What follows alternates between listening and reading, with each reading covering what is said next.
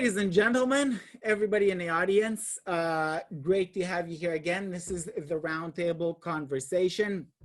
Our purpose in the Roundtable conversation, it's not so much an interview, it's not so much a debate, it's a conversation.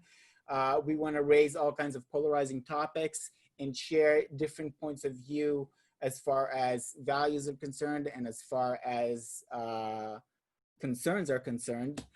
We feel that usually in most cases, even the most polarizing, most people agree about 80% of the issue, and there's only about 20% of the issue causing 80% of the friction and the polarization. So really, we hope that this will help inspire people to listen. That is our purpose in life. We want to spread the art and importance of listening. So without further ado, in order to promote listening, quality listening, we have a couple of specific rules for the roundtable. The first one is all participants in the roundtable are equal in importance. So no matter what is your professional experience or where you're coming from or whatever it is, and Jacob here has quite a bit to his name, everybody have a valid point of view. One person speaks at a time. We're gonna have set times. We're gonna start out with 2 minutes for each round. When the timer goes off, the speaker will wrap up if he hasn't done so yet. And then the other person will speak in turn. When we are not speaking, and this is one of the more challenging aspects of the roundtable conversation and in life in general, when we are not speaking, we are focused on listening.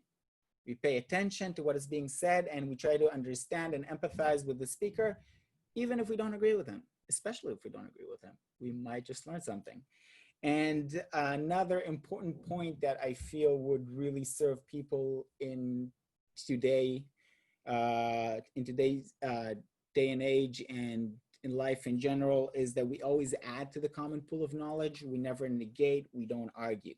So if Jacob says something that I strongly disagree with, for instance, he claims that the sky is purple, and I know for a fact that this is false, the sky is blue, rather than God forbid, interrupting him. When my turn comes, rather than negating him, saying, Jacob is wrong, he is full of crud, the sky is in fact blue, I just add my meaning. I say, the sky is blue. People are smart enough, intelligent enough to hear different points of view and take whatever they want. So we just focus on adding our meaning to the shared pool of meaning rather than being in conflict with one another over disagreements in meaning and values. And without further ado, I will introduce myself quickly, and then I will introduce Jacob, and we will get started. My name is Tomer. I am a father of 3. I am half Russian, half American, all Jewish from Israel. I've worked in high tech and as in construction. I mingle amongst all kinds of different crowds, and I would like to think that my diverse perspective on life helps me understand different points of view better and maybe adds something valid to the conversation. Jacob M. Appel is an American author, poet, bioethicist, physician, psychiatrist, lawyer, and social critic. He has been working very hard in support of the community in recent months in the ER and in providing mental health as a psychiatrist. Here in New York, he is best known for his short stories, his work as a playwright, and his writing in the fields of ethics. I've read a couple of his books. He's a good writer. I highly recommend. Appel is the subject of a 2019 documentary on Amazon Prime, if you guys want to get to know him any better. He has only 7 master's degrees from Columbia, New York University, Albany, Queens, Mount Sinai, Harvard, and again, Columbia. Shame on you. And one bachelor's. He's also licensed to practice law in New York and Rhode Island. So, Jacob, do you have any trouble finding work? Depends what line of work I want to go into. My modeling career never got off the ground. Snap. Do you want to say a couple of words about yourself, introduce yourself, add something maybe that I neglected? Sure. I'll just mention that I teach bioethics by profession, and much of bioethics is, rather than taking a stance in a particular issue, being able to view issues from a varied set of points of view. So while I will offer some thoughts on things today, I probably also will offer both viewpoints on the same subject. which is probably a Jewish tradition I am falling into. Sounds fantastic. I'm very excited. Hopefully you can also maybe circle back to us in some other future episode on other issues. So let's get started. We are talking today about the whole issue of Corona. We are now standing at over 9 million coronavirus cases worldwide, over 480,000 deaths, and over 5 million recovered. What are your thoughts about the worldwide and the United States in particular handling of the coronavirus pandemic? Sure. So the first thing I want to mention is that there are two different ways we could have approached addressing the coronavirus. And going into it, we did not know which was the better approach. One approach would have involved social distancing, closing down economies to a certain degree, wearing masks, trying to get the reproductive encounters of the virus below a certain threshold so it died out on its own. Another approach might have been to say, well, we know that people will develop immunity to a virus. So we wait until herd immunity builds up in the community, and eventually you'll encounter people who've already had it, they won't be able to get it again. To a large degree, the United States and much of the Western world adopted the first approach. A few outlying countries, notably Sweden, adopted the second approach. We now are increasingly getting data on which approach works. I will mention, by the way, that if you believe that human beings are angels, the first approach is definitely the better approach. If everybody's going to do exactly what they're told, comply with social distancing, very, very quickly you can get rid of the virus. But we know human nature, and as evidence has shown, many people are unwilling to do that. In contrast, if you believe that human beings will never follow rules, and there is systemic immunity over a prolonged period of time, then the Swedish model or the herd immunity model makes more sense. Unfortunately, increasing data is showing, and this has actually come out only over the last couple of weeks, that people are not developing the lasting long-term immunity that we hope they might. So some people do, but a large portion of people who get the virus either develop no immunity at all or only lasts for a few months. So herd immunity may not be the right approach, which puts us back at square one. How do we convince people to socially distance when human nature tells them not to, and when their economic livelihood depends on it? And there's no easy answer to that.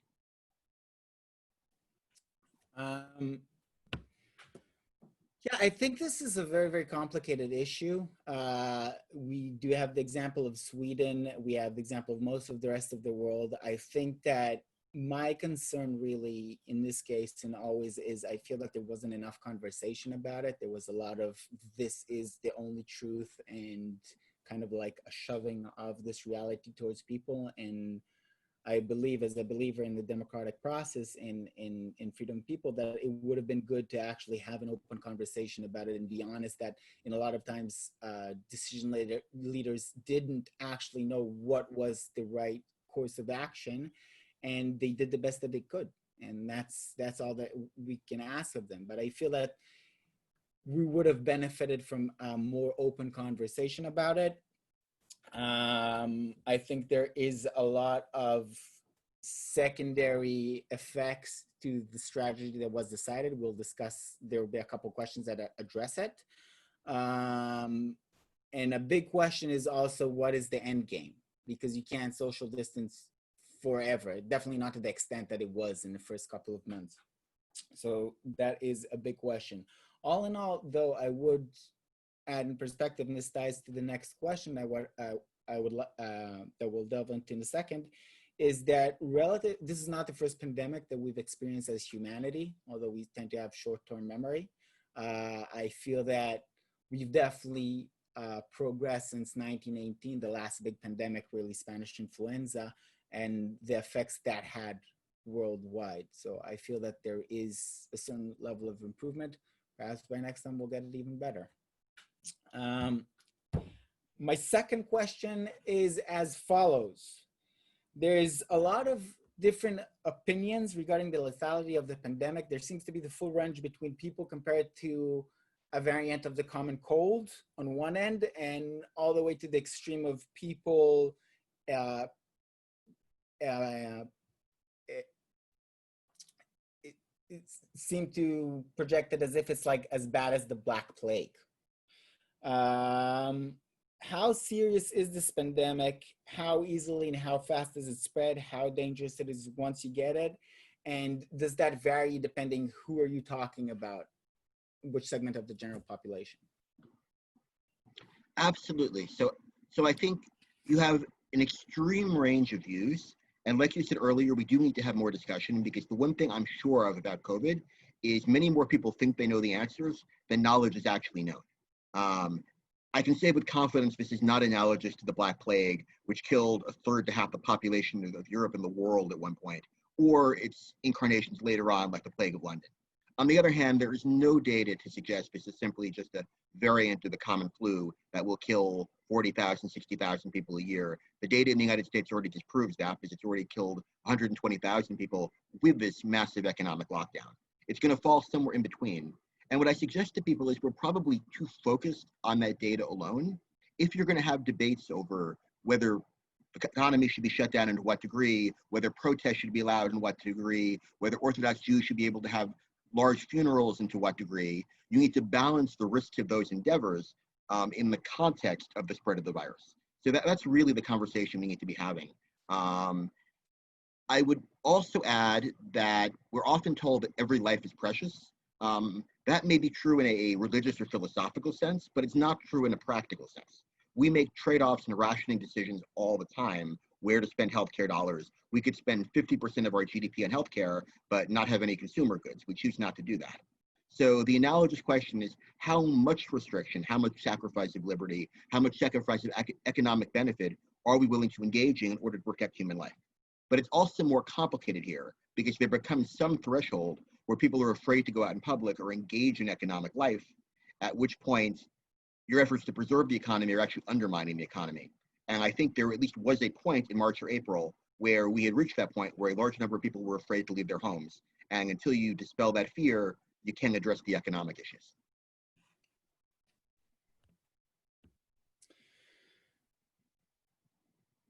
Yeah, I think again this ties into the idea of being open-minded and hearing more than just speaking. I think a lot of people talked very, very confidently about the pandemic as if they knew exactly what was the right course of action. And I think that's always much easier when you're not actually in the position of responsibility.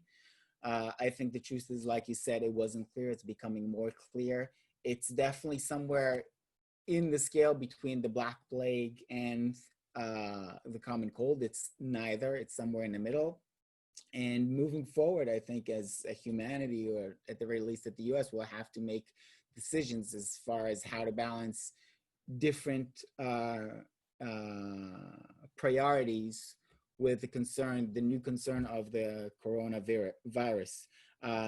Another thing that I think is always very important to say, that it's not only the question of valuing each life versus, other interests, but when you make a decision, like you said, like I think you said it, but I would like to reiterate that when you make a decision to invest so-and-so efforts and resources in Corona, you're making a decision to let other people die from other issues. So it's not only a trade-off in priorities of economy, which to some people is kind of intangible, versus life and death.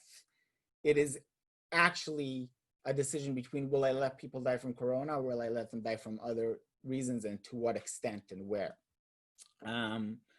This ties up wonderfully to our next question. What are the collateral health effects of the shutdown?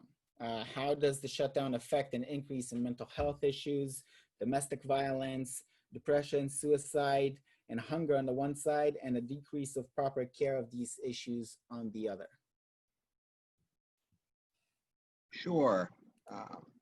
So I would first say there are some people, we've heard in the media talking about the benefits of a shutdown independent of COVID. And I got to tell you, the data for that is very thin. So for example, people who are saying that there are going to be fewer traffic fatalities, that there will be less air pollution, those may be marginal benefits, but they're not going to be saving hundreds of thousands of lives a year. So the real question is, what are the negative health effects of shutting down the economy?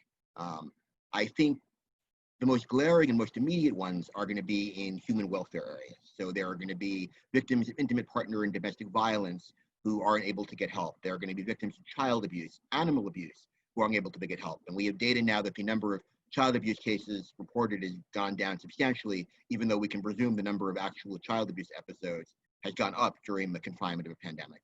And then there are the larger economic consequences. We know that people, when they are better off economically, tend to be healthier. Their suicide risk goes down, their mental health improves, they get better food, they get a better exercise. So there's a whole long-term consequence. There is the psychological impact of loneliness, and there is increasing data to show that loneliness is probably the most underappreciated social health hazard. It probably kills as many people a year as smoking or obesity, but we never talk about it. The former Surgeon General has just started to, and we've augmented that, particularly for elderly populations over the last 3 months.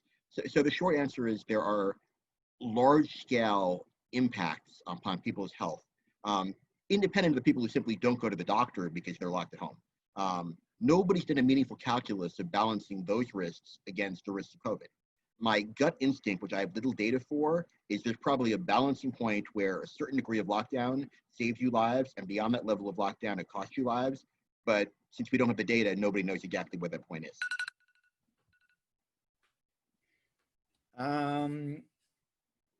Yeah, I feel like the one that you said about the loneliness is really the biggest one. Like I mentioned, I grew up in Israel. I only moved to the US 5 years ago here to New York. And one of my first impressions in New York was that there is a pandemic, and this is 5 years ago, of loneliness and depression. And it does seem to correlate to mental health issues as well. It's because where I come from is much more tribal in general. Like the mindset is much more tribal. So it is utterly normal to visit your family at least on a weekly basis. What is very, very common in America, where you only see your family members once or twice a year, is very much the outlier in Israel. So definitely I feel like that exacerbated a case that already exists in the United States and definitely has a lot of effects. And I think it's important just to have this conversation and to try to avoid a situation where you're trying to normalize the shutdown and the social distancing as an effort to promote it in order to save lives. Like, this is not normal. This is not ideal. This does have consequences and a price. We're trying to balance out the price versus the price of not shutting down, not social distancing. And I think another important thing to consider is that different populations seem to be at a different risk level as far as regards to the corona. So obesity, smoking, being of advanced age, I think these are like the main risk factors to COVID. And I feel like we could have done a good job in keeping the most at-risk parts of our society safe and kind of trying to bubble wrap them rather than trying to bubble wrap everybody, which is in many ways, like you said, an impossible task. Statistics show that there's over 2 million deaths annually from preventable diseases in developing countries, such as tuberculosis, malaria, measles. In addition, hunger is a factor in the death of over 3 million children under 5 every single year. It's expected that over 250 million people around the world will be facing acute food insecurity by the end of this year as a result of the economic shutdown, which is double the normal amount. For reference, as I mentioned before, the death toll of COVID is just over 480,000 deaths worldwide. We're not really throwing the same kind of money at treating and curing these preventable diseases and the issue of hunger that we are throwing at COVID. And the strategy that was chosen worldwide to deal with COVID will apparently have a huge cost in life in third world countries. It seems like we're prioritizing life in developed countries over life in developing countries. Why do you think this is so? And do you believe that that's a moral decision? Sure. So I think it certainly is the case, but it's not an exception to the norm. I think if 1,500,000 people died in the world each year in developed nations of malaria or tuberculosis, we would have a vast campaign to eradicate these illnesses to a degree we don't have today. So we like to say that all lives are valued equally. We may mean that philosophically, but in practice, we never apply that. I just think this brings those questions into very stark and radical vision. If we were to address the issue of the pandemic in the third world, on the other hand, we would have to address the underlying social ills that lead to people being more susceptible, the need of people to go out every day and work in crowded areas, unable to social distance, the vast lack of healthcare resources in much of the developing world. And there, unfortunately, as I've seen over the last 3 months, there's barely any political will to address these issues in the developed world. The notion that we're going to have any interest in addressing them in the developing world, unless they have an economic impact on us, is very low. I will add, by the way, that I do think that they're going to have an economic impact on us. I think the idea that the health impacts on countries like Brazil or Peru or Egypt or India are not going to have a secondary effect on Europe or in the United States are deeply, deeply misguided. It's just going to take a long time to reach that point.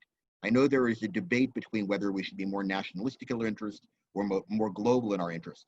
That is a meaningful philosophical debate to have. In practice, we're already so deeply tied into the global economy that extricating ourselves, even if we wanted to, is a very costly burden. I don't think people have really registered that fully. So we will see, I think, long after this pandemic is done in the West, it will continue in countries in the developing world that are locked down. And then the question will be what the Western world chooses to do or not do about that. Yeah, I feel like this is like a huge, it's a spectacular example of, I want to say double speak, although I don't necessarily think that that was the thing. It's just that we are inherently prejudiced to take care of our own first. And there is a huge conversation today about the value of lives and the value of lives being equal. And there was a huge pressure by media and public leaders to stay at home and to do this pandemic shutdown and everything to save lives, absolutely ignoring the fact that you are in fact putting other lives at definite risk by this choice that was made. And I think it's an opportunity to reflect about how we make these choices and how we balance the different values. I do believe that it's important to take care of your own home first. So I would definitely prioritize addressing the issues of hunger that might result in the United States. But I would also definitely use this opportunity to reflect on how we might also actually improve the lot of other nations and other peoples worldwide by means other than nation building, which is many times very problematic, and you try to do a good thing and a bad thing results. I feel that in fighting malaria and fighting tuberculosis and fighting world war hunger, I feel that there's mostly upside. So I do think it's an opportunity to examine our actual value systems when faced with the fact and with the reality that have been showed to us in our decision-making process in this pandemic. We are now in the initial stages of a gradual reopening of the economy in the US. This strategy we were told had informed the shutdown originally was flattening the curve. Do you feel that we've actually reached that goal? What is going to happen now as we open the economy? Did we make good use of the time to become more prepared for the reopening, or should we just expect a new curve now that the economy is reopening? I can't hear you. You're muted. Sorry. Thinking of the economy as a monolith is a mistake, because I think it's a federalized system in the US, and some states candidly have done a much better job than others. And we didn't know whether these strategies would be better going in, but they've turned out to be. So I'm here in New York, and you can look at states like New York, Massachusetts, that were at the epicenter of this illness 3 months ago. And it wasn't just that they engaged in a lockdown and social distancing. They did a very good job of building community buy-in, of getting people to, even if you lift the legal requirements, people in New York still wear masks, still stay at home. They didn't feel like something was imposed upon them against their will. I think other states where there was a stronger sense that things were being imposed upon them, probably before the epidemic had really taken off there, you're finding much more resistance to the candidly logical common sense measures that you can engage in while still engaging in meaningful economic endeavors. So I can easily understand why it's important for people to be able to own their stores and run their stores and run their barber shops. It's very hard for me to understand why the barber wouldn't want to wear a mask while he's cutting your hair, because at a downside, it's mildly inconvenient. At the upside, it could save lives. But I think people don't feel comfortable or don't like being told what to do. I also think people are now very doubtful of the government because they've been told so many different things about risk. I think going to an outdoor picnic with your family is a very different risk from having a large event in an indoor arena without masks. And I think we need to be candid about that. The analogy I always use is when you're a little kid, somebody tells you that coffee is bad for you and you shouldn't have it. And then suddenly you drink coffee at 12 or 13 and you realize it's not that bad. And that makes it much easier to smoke marijuana a few years later because they told you coffee wasn't good for you. I think a lot more candor is needed so people really know what's dangerous and what's not. Yeah, I agree. I think what the shutdown mainly did, other than buy us a little bit of time to get our act together in a lot of ways, I think it definitely bought buy-in to the idea of the shutdown. The fact that everything grinded to a halt and you couldn't go to work and schools shut down, whether each specific one of these decisions was the absolutely right one to do, or maybe it would have been wiser to make a different decision. I don't know. I know in Spanish influenza in New York, they kept schools open and they kept theaters actually open because they used theaters as an opportunity to educate the public. And the same with schools. Schools were a very major vector in educating the public about public health issues, because much less mass media than today, obviously, in 1918. So I think the main thing that we've gained is a certain level of buy-in. And again, I feel that where there was a lack of actual open conversation about it and buy-in from the population, you didn't earn as much. You didn't gain as much. And this is why I think that moving forward, if this happens again, and it definitely could, you might want to be more cognizant of being more selective about where and how you apply the standards of the shutdown. The next question ties into this. There seems to be a very confusing standard of safety precautions that's not always doesn't seem always very sensible. In New York, for example, swimming in the ocean was banned while retirement homes were forced to accept sick corona patients. That's where the most vulnerable part of our population lives, and this resulted, as could be expected, in a very, very high death toll in New York retirement homes. How much do you think that the decision-making process as a reaction to the pandemic is data-driven as far as the decisions and the guidelines? And what do you think are the reasons for this lack or actually a good amount of data-driven decision-making? How can we improve on this? Sure. So I'd like to think it was all data-driven, but the reality is it's not. There's the old expression that a camel is a horse designed by a Senate committee. Everybody has their own agenda, their own goals. You will discover that certain industries will probably open before others because they have more influence in various legislatures. The notion, for example, in New York State, that liquor stores are essential businesses and bookstores are not essential businesses, either suggests some groups have more political clout than others or something deeply unsettling about our culture. So I think early on, the fog of war probably prevented to some degree people from making logical decisions in some area. Now we have 3-4 months. We should be making our decisions rationally to the best degree we can. And there's some data or conflict about what the facts are in particular areas. But I think a lot of it now is shaped not just by data, but by what people are willing to tolerate. We forget the decision makers are not benevolent leaders chosen for life. They are politicians who answer to the public in a few years or sooner. And they know there's some tipping point beyond which either people won't reelect them again or people simply won't do what they're asked to do. The analogy I use is in the United States, we do not make priests testify to what they're told in the confessional, even if it's a confession of murder or child abuse, not because we don't think they should share it, but we know that they won't, and we don't like the idea of putting lots of priests in prison. The same principle applies here. There are some things we know that if we tell people not to do, if we tell people, for example, they can't visit their male or female partners for romantic relations during a pandemic, which is demonstrated in Britain, people do it anyway, and they flout lots of other conventions as a result.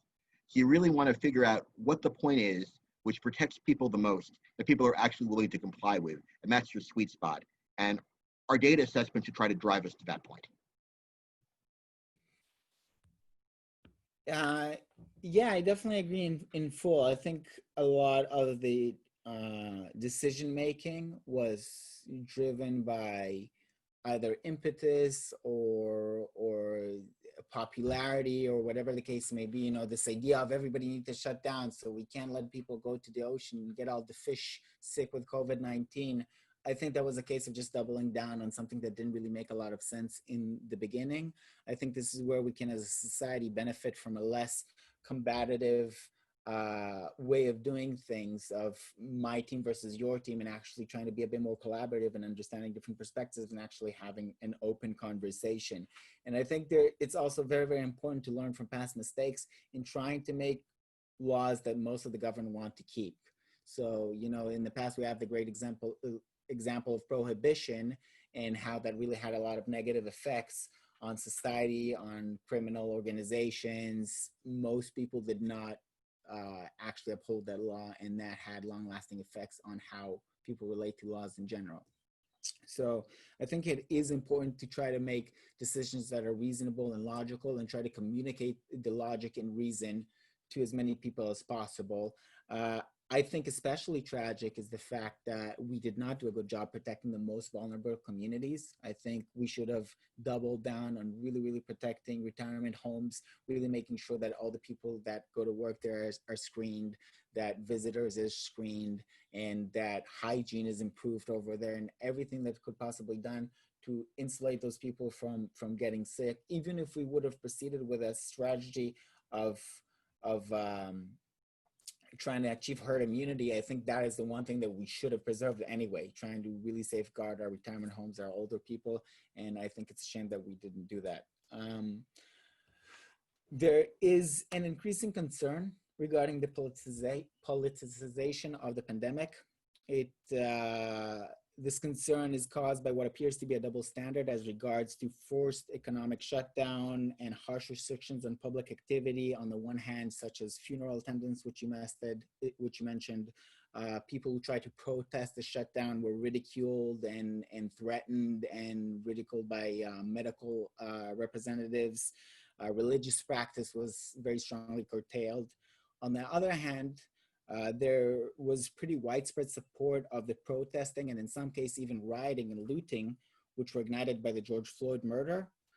This apparent double standard extending in many cases even to healthcare professionals who spoke on behalf of the protests but against religious participation or protesting the shutdown, etc., as well as political leaders and media, is very concerning to many, and it's lowering public trust in our leaders and healthcare professionals. What do you think about this apparent double standard? How do you think, and also how do you think in addition, will the protests and riots affect the spread of the pandemic in the coming weeks and months? Well, I'll address the second question you raised first, because the data is actually turning to be increasingly surprising. I was very concerned about the protests when they occurred because I thought they were going to be vectors for mass spread. And it's still fairly early on. It's possible that individuals who were young, who got the disease of the protests, then have brought it home with them. And while they're asymptomatic, their parents or grandparents may be. But so far, the data is suggesting they were not a primary vector, probably because they were outside, maybe because they were in constant motion. It turns out that many of the things we were worried about, the large-scale funerals in Brooklyn, for example, also have not been, to our knowledge, major vectors, or the lockdown protests. The major vectors are endeavors that really don't raise any of these special status concerns.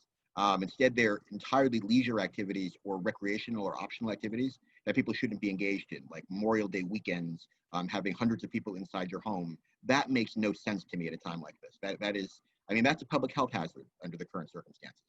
I think the different cases you raise all raise important special concerns. There's no doubt that systemic racism definitely takes many lives in the United States and is a public health hazard.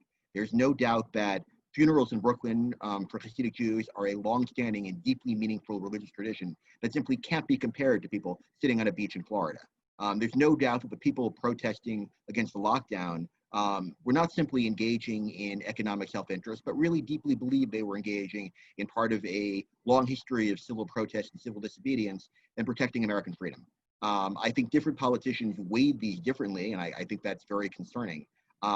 But I think rather than thinking of them as separate entities, thinking of them all as special cases helps us distinguish them from the more mundane endeavors people are engaging in that really should get much less protection because they're more hazardous and much less important. I think there is a widespread impression amongst a big chunk of American population that there is very much a double standard implied in this case. A lot of people feel very strongly about religious participation, about their freedom to protest what they view as wrong decisions by the government, which is effectively what was being done in a protest over George Floyd. And not what was being done by rioting, looting, and murdering people. That I don't see how that relates to promoting your agenda.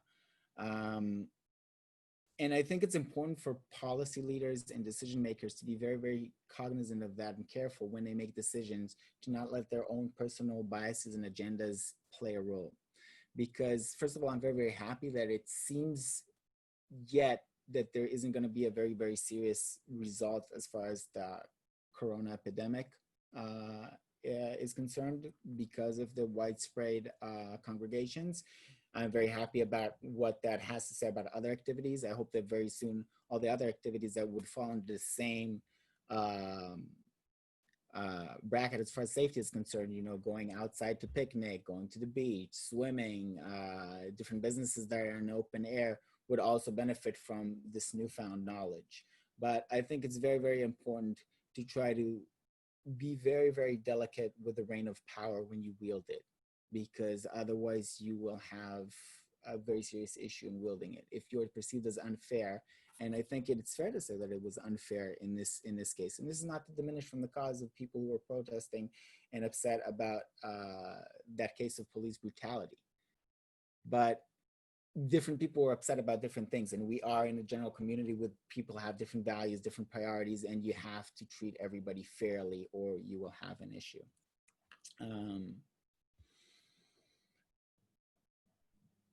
My next question also feel ties into this issue and is, what do you think as an ethicist, how do you balance the private freedoms of individuals on the one hand while mitigating public risk?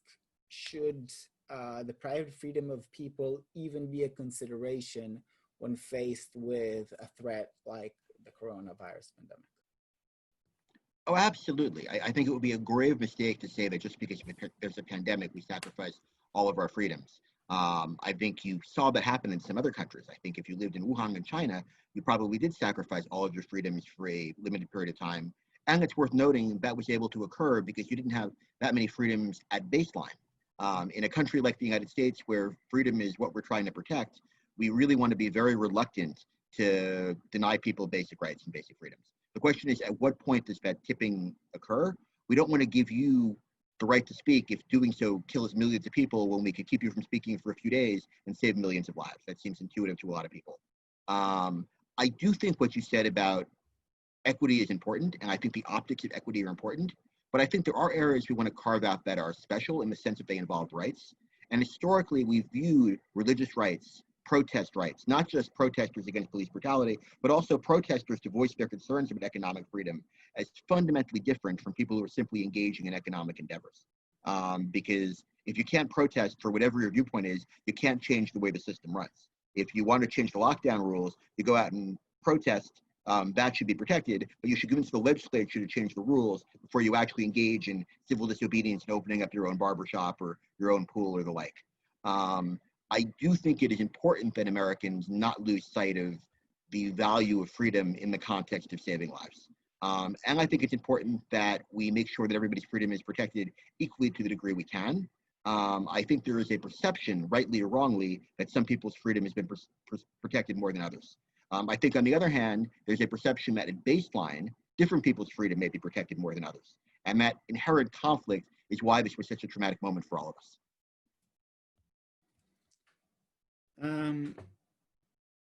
Yeah, I feel it's important not to lose sight of the things that are important, not to find yourself throwing the baby out with the bathwater. It is true that historically and psychologically, it is our natural inclination in cases where there's a general threat to start throwing things out like freedom and etc.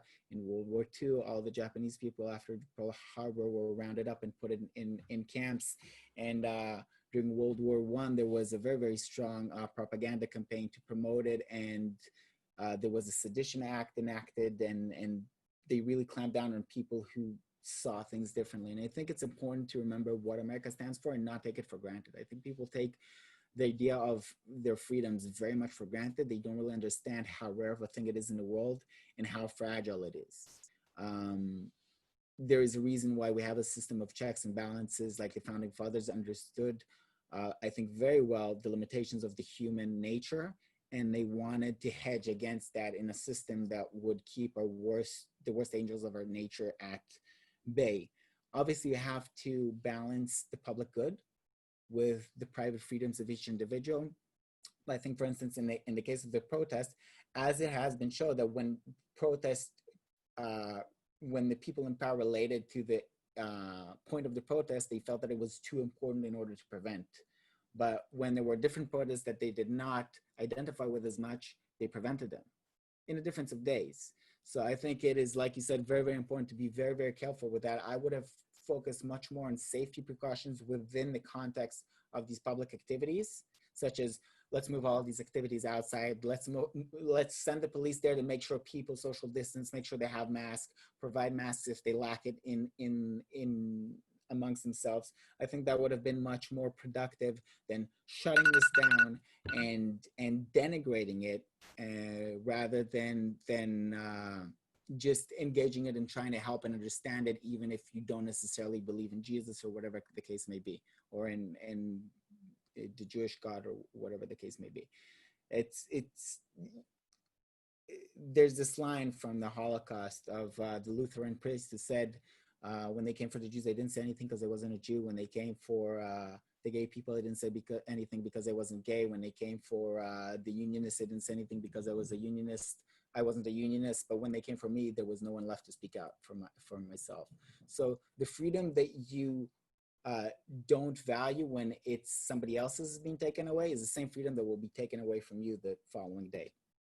Our next question is, the pandemic has affected and hit all of us.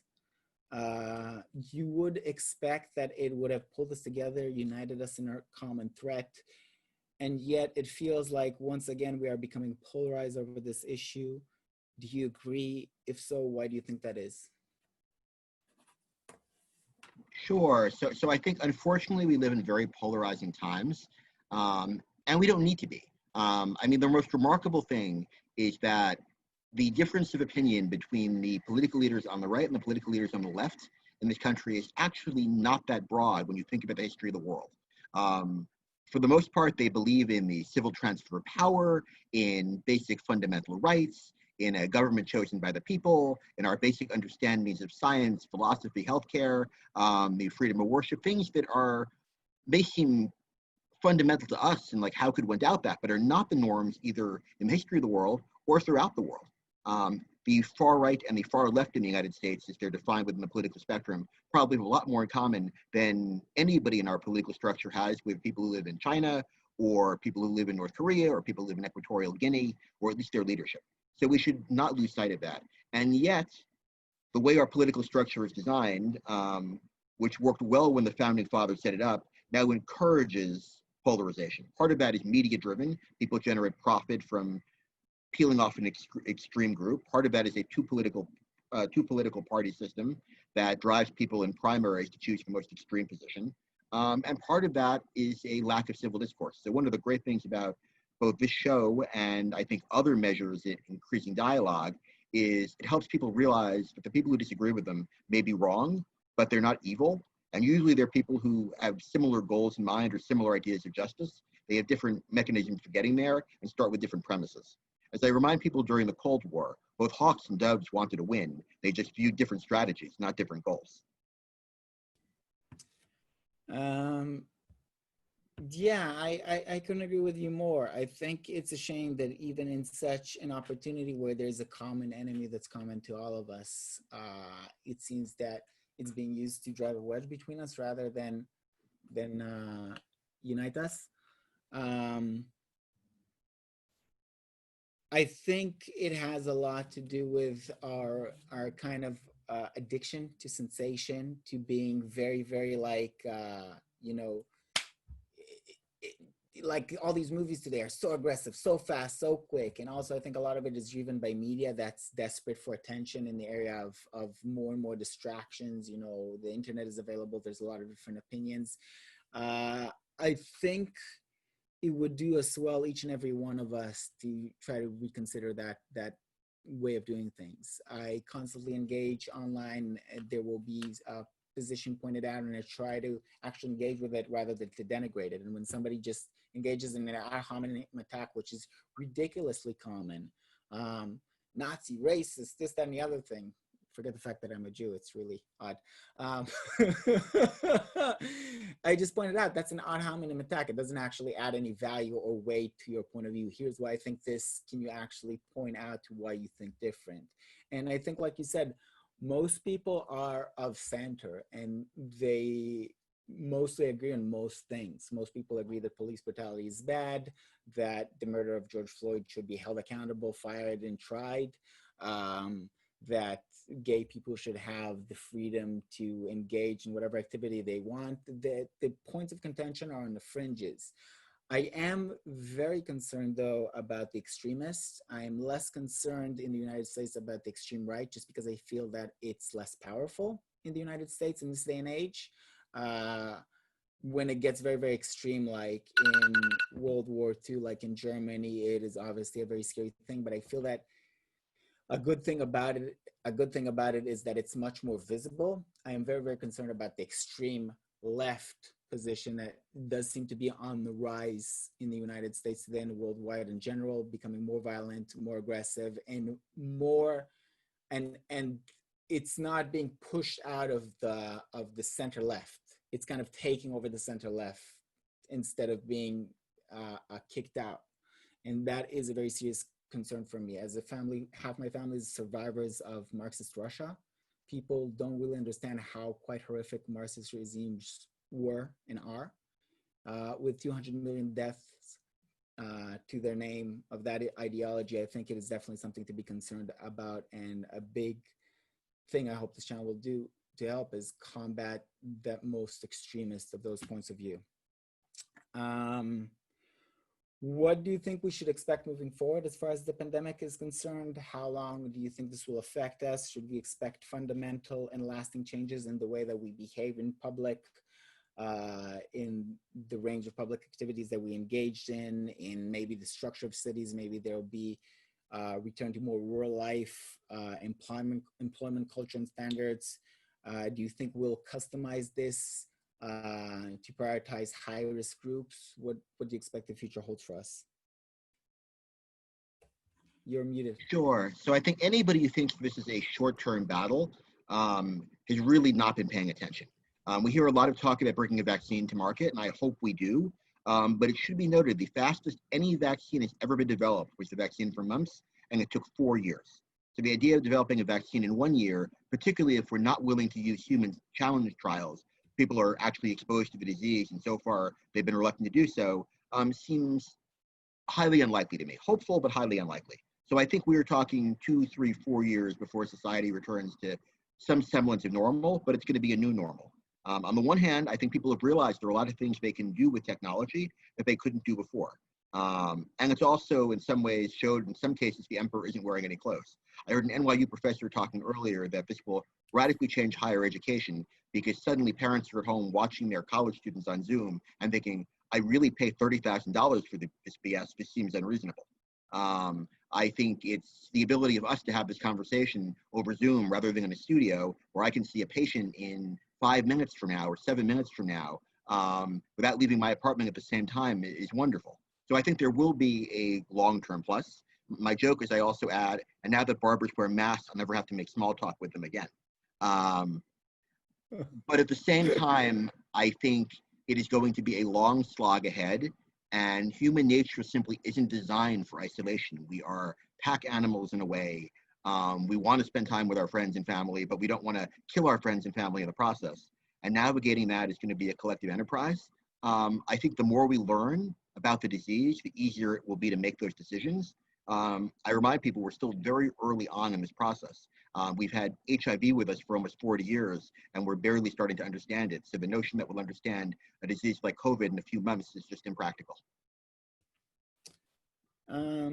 Yeah, I agree. I think there will be some processes that were already happening, I think will be accelerated. The advent of more and more remote work where relevant.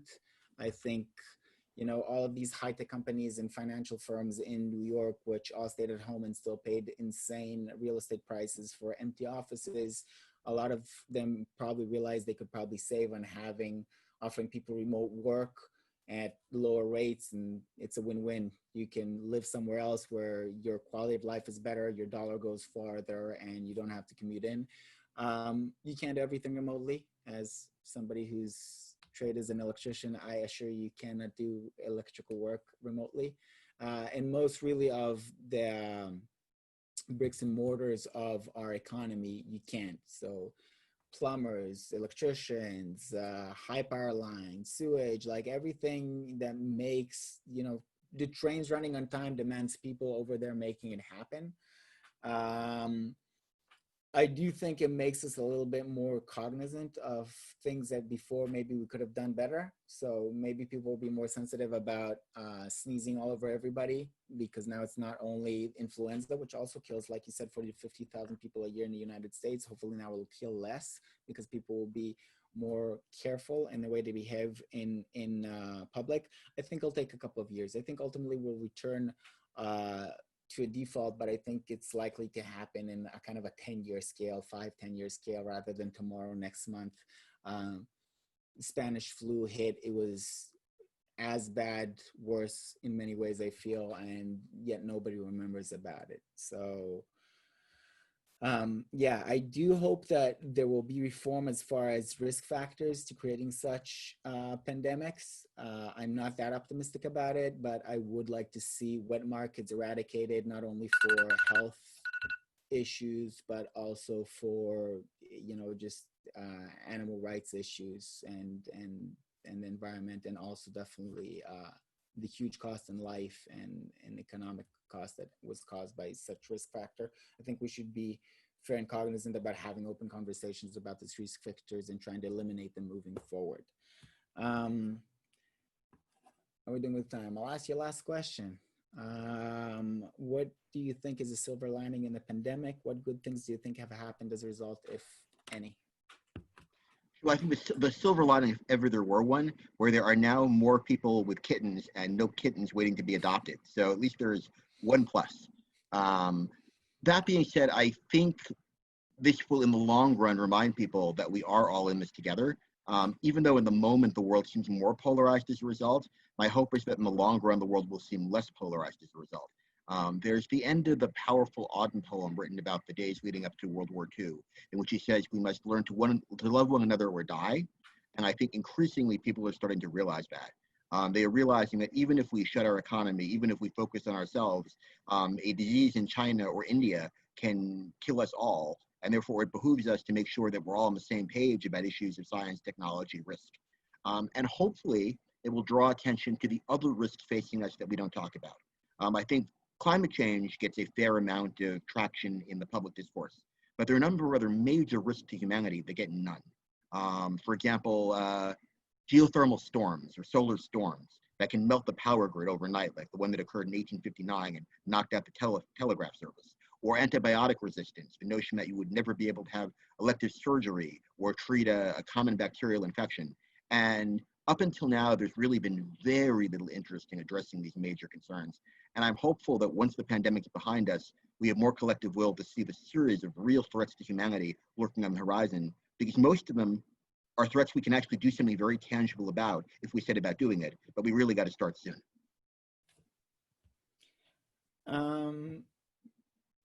I think that the biggest win is that we had a moment to pause. I know that personally I had an opportunity to reevaluate my priorities and my focuses in life.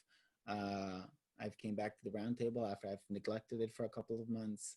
And it does underline to us and bring to start, like, to the front of our attention how interconnected we all are ultimately. Like ultimately, we're all parts. You could think of us as cells in a single human body, in the single body of humanity. A Chinese guy sneezes in a wet market in China and the whole world is shut down. So these are definitely things to consider. And I think it would be really good if we use it to reconsider and reevaluate our priorities as a species, or at the very least as a nation, because most of the things that we're concerned with on a daily basis don't really matter that much. The things that do matter is you have enough food, you have water coming out of the faucet, it's warm, you know, you have an opportunity to engage with your loved ones, spend time with your children. Like our focuses in life aren't necessarily what truly matters to us as humans, not truly what brings us happiness. And maybe this will be an opportunity for us to reevaluate and reconsider and try to refocus on something that's more worthy of our time and efforts, and maybe become a bit less polarized and a bit more open to listen to other points of view. Jacob Appel, you have been an absolute pleasure. I hope I can entice you to have a future conversation about some other polarizing topic. Your scope of knowledge is truly inspiring, and I feel you have a lot to add. Do you want to tell our viewers how they could hear about you, contact you? I can tell you there's a cool movie about you in Amazon Prime. I'm assuming most people have it. Whatever else you can suggest? Sure. So my website is jacobmappel.com, and my email, I'm very glad to share, is jacobmappel@gmail.com. And I always tell people, if they write to me, I am glad to share free electronic copies of a few of my most recent books to give them a sense of the kind of writing I do. Awesome. So I will put that in the description below. I've just ordered another one of your books this morning, actually. I just read 2 of them. It wasn't meant of a compliment. It just came up. And I was like, oh, this looks interesting. I'll read this one too. I do enjoy your reading quite a bit. I did enjoy this conversation. I will let you get back to your work. I know you have patients to take care of. And I thank you for being a part of our essential workers and our health workers. And I really appreciate your contribution to our city. Thank you for having me. I really appreciate it. It was a lot of fun. Thank you. Well, okay. Bye-bye. Thank you.